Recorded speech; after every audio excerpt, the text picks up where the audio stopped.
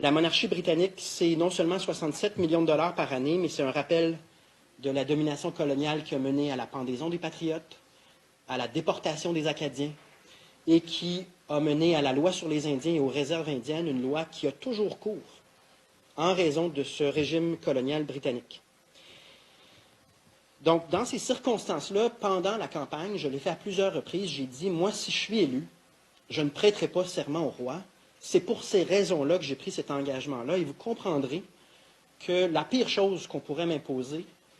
une fois que je suis nouvellement élu, c'est de m'obliger à dire le contraire de mon engagement que j'ai fait devant des millions de Québécoises et de Québécois. Donc, je vais tenir parole et je vais être cohérent.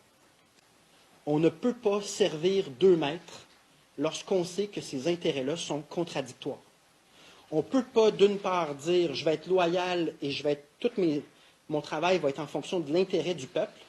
et en même temps dire je vais être loyal et tout mon travail va être en fonction de l'intérêt de la couronne britannique, un souverain d'un autre pays qui a conquis le territoire du Québec il y a fort longtemps de ça. Donc, il y a un conflit d'intérêts, et de mon point de vue, on ne peut pas servir deux maîtres. De la même manière que pour l'Assemblée nationale se pose la question, est-ce qu'on va choisir la reconnaissance du processus démocratique supervisé par Élections Québec et laisser quelqu'un qui prête serment envers le peuple québécois rentrer dans le Salon Bleu puis faire son travail, ou est-ce qu'on va choisir la loyauté envers la couronne britannique et l'acte d'Amérique du Nord de 1867?